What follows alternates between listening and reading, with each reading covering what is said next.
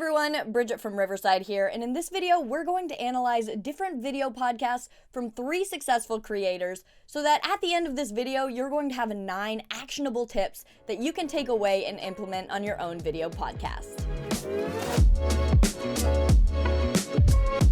The first video podcast that we're going to look at is the Tim Ferriss Show. Now, this is an interview-style podcast that features interviews with world-class performers in various fields and extracts valuable tactics, routines, and tools for their audience that they will find valuable. Now, not only does the Tim Ferriss Show upload the whole video podcast episode to YouTube, it also takes parts of individual episodes that have exceptionally valuable information and content for the viewer, and then they create a separate video out of that in order to hook the viewer into the full episode's content. The description of that video features a link to the full episode so that it's easy for viewers to find once they're hooked. Now, this is a great promotional tactic to get people to listen to the full episode, because when somebody stumbles upon a video that's 2.5 hours long, it can be daunting to think about watching. But if they've already seen a piece of the episode that's super valuable to them, it's going to make them more willing to spend their time watching that video.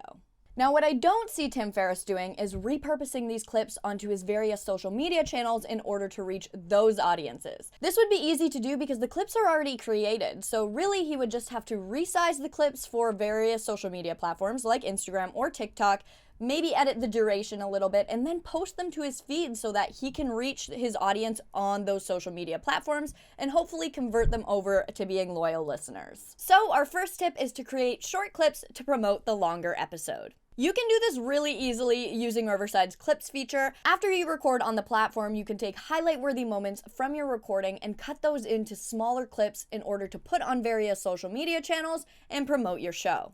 If you want to find out how to do this really easily, you can watch our Clips tutorial, linked above. The next thing that we're going to look at is the introduction for the Tim Ferriss Show. Each clip and full-length episode has an enticing introduction that's consistent across every episode and every clip. It's dynamic and it's colorful with upbeat music to get the viewer excited about what's coming up in the show. That intro is edited for every episode to feature the name of the host and the name of the guest so that the viewer knows who's on the show right away. And that brings us to tip number 2, which is to create a consistent and engaging introduction. You can get templates for these on video template websites like Envato Elements or motionarray.com, and you can also use a website like Fiverr to outsource this part of the production process to a professional editor. Now, if you look at Tim Ferriss's YouTube channel, you'll see that the thumbnails for the videos follow all of the best practices of YouTube thumbnail creation. They show a human face, they have some text overlay that gives some insight into what the video is about, they make everything really colorful so it pops, and they also include their brand logo. Now, what I like about this is that he's kept the creation process super simple because he has a standardized templates across all of the YouTube thumbnails, so he doesn't have to think about a new idea for every single interview. The template has the host name, the guest's name, and a still image of both parties that was captured during the video recording. By having a template for your YouTube thumbnails, it creates a consistency across your brand and it makes the feed of your videos look much more clean and organized. So that brings us into tip number 3, make the thumbnail creation process easy with templates.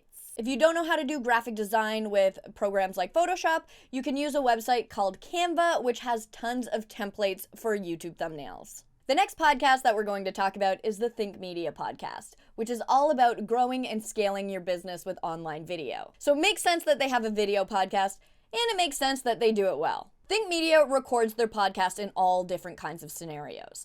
They'll take a talk that Sean Cannell did, and they'll repurpose that as an episode. They'll sit down with people in person and remotely and conduct interviews.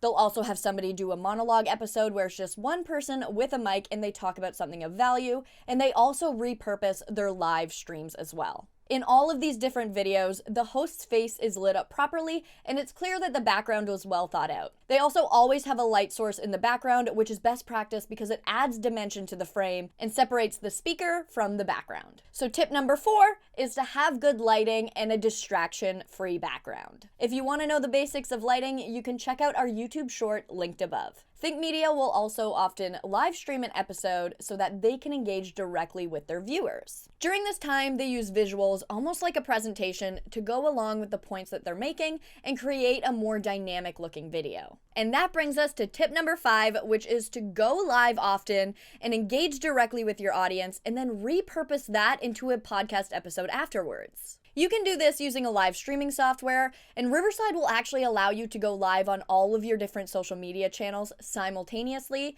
and you can also share your screen so that you can have presentation slides to create a more dynamic video. If you want to learn more about live streaming and why you should do it, check out our video linked above. In every video, Think Media has chapter markers, so this allows the viewer to see what's coming up and skip ahead if they're looking for a certain piece of content. So tip number 6 is to always have chapter markers in your videos. The way to do this is by adding timestamps into your video description and make sure they start at 000. All right, the last podcast that we're going to take a look at and get some actionable tips from is the Last Stream on the Left podcast. Last Stream on the Left films remotely, and the final product is a side-by-side view of all the hosts, and this gives the audience a feeling of being involved in the conversation. So tip number 7 is to record remotely. You can do this over the web or on your phone with the Riverside app, and it's far easier than recording in person with a co-host or guests. To learn why and how to record remotely with video, watch the video linked above. Now you'll see that Last Stream on the Left, in every episode they have a branded frame around the host's videos. This makes the video look more professional and advertises the brand to the audience. It's consistent throughout every episode so the viewer always knows what to expect. So tip number 8 is to incorporate your branding throughout the entire video. You can do this during the editing process on an editing software like Adobe Premiere. If you record on Riverside, you can actually add your logo and a custom frame throughout the entire episode, or even just on short clips. Check out the video linked above to find out how to use our editor tool. Last Stream on the Left keeps unedited parts of every episode recording, and they make this available to audience members who pay a small subscription fee. This allows their most loyal viewers to have access to extra content, and it also allows the creators to make a little bit of money. So our last tip, tip number 9, is to monetize by creating extra content and making this available to people who pay a small subscription fee. Patreon is a membership platform that facilitates this process. It makes it easy for creators to get paid by creating a community of their most loyal fan base who are willing to pay a little bit of money to get some extra exclusive content. This is one of the most beneficial ways to monetize a podcast, and Patreon makes it easy. Right there are 9 actionable tips from successful video podcast creators that you can take away and implement into your show. So let's just review them really quickly. Tip number 1 is to use parts of your video and create shorter clips to promote the longer episode. Tip number 2 is to create a consistent and engaging introduction. Tip number 3 is to make the thumbnail creation process easy with templates. Tip number 4 is to go live with your audience and repurpose that episode afterwards. Tip 5 is to have good lighting and a distraction-free background. Tip 6 is to have chapter markers on YouTube. Tip 7 is to record remotely. Tip 8 is to incorporate your branding throughout the entire video. And tip 9 is to monetize by creating extra content for viewers who pay a small subscription fee. Now, out of all of these tips, I believe that the most important one is to create small clips out of your long-form content in order to promote your show. And if you want to figure out how to do that with Riverside super easily, I definitely recommend that you check out this video next, where I'll walk you through our clips feature. And make sure to subscribe to our channel before you go for more tips and tricks.